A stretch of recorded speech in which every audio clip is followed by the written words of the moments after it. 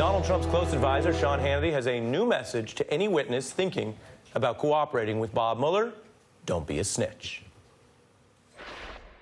If you're like me and you grew up to revere an FBI agent, and the FBI comes to your house and maybe some crime took place in the neighborhood and maybe you have a little bit of information, but you don't quite fully recall everything, but you're pretty sure you do, the advice I have to give you now is don't talk to the FBI. Wow. That's Sean Hannity giving out advice to his large audience, saying, my advice, don't reveal, Hannity says, what you know about potentially crimes that were committed. It is a remarkable turnaround for Sean Hannity. In fact, I want to show you this because it's important. He was a big public critic of a so-called stop snitching effort, or the kind of rhetoric that in some areas where people were perceived as discouraging others from cooperating with police investigations. It's called the Stop Snitching campaign, and it is taking urban communities by storm. The purpose? Do not cooperate with police on a crime that you witnessed, no matter how bad. And the result is crimes across America are going unsolved. And what makes this movement more disturbing is that this backroom code of silence is being marketed by big corporations and fueled by the rap music industry. Hannity railing against what he called their stop snitching. And, of course, saying, in his view, this was not what he's doing now. I mean, he would be the leader of this movement today, if you want to call it that. But he said this was all coming not from him, but from urban communities. If people are dying in the streets in our cities and people are witnessing these crimes and there is a concerted effort not to tell the police or cooperate with the police, that's a phenomenon we better pay attention to, or else more innocent people are going to die. Big deal. Now, Hannity is telling people not to snitch, echoing Trump's recent praise of Roger Stone for saying he won't testify against Trump. I'm joined by Jason Johnson, politics editor at TheRoot.com. Jason, what do you make of this drastic, public, hypocritical, obvious change of heart?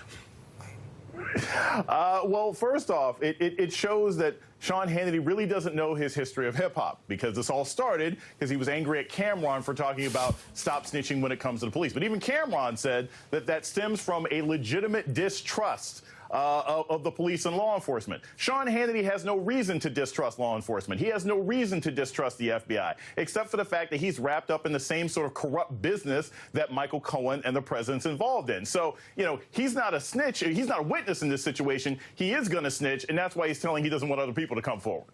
It is really remarkable.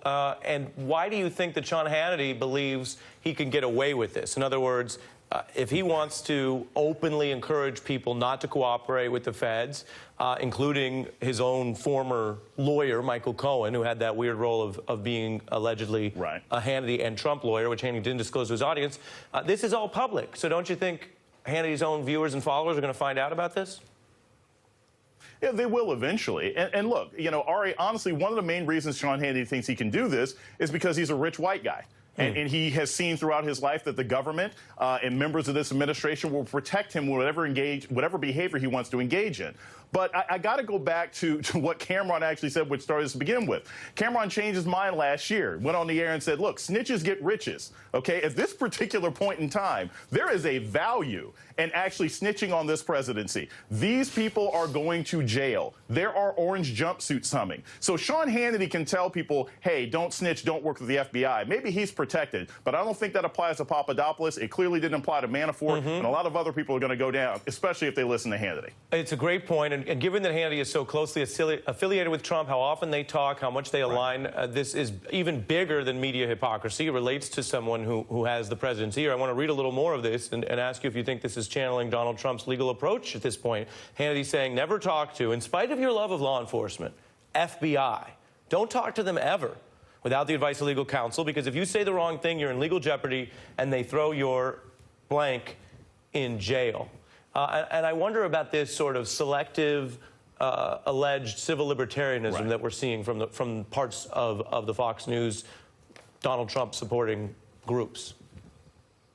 Right. These are the same people who would constantly lecture everybody in this country. Hey, look, if you're not doing anything wrong, why would you ever lie to the police? But it shows that at their core, Sean Hannity, many of the people who work at Fox, and lots of people who are in the White House right now, they don't believe in the rule of law. They only believe in their own power.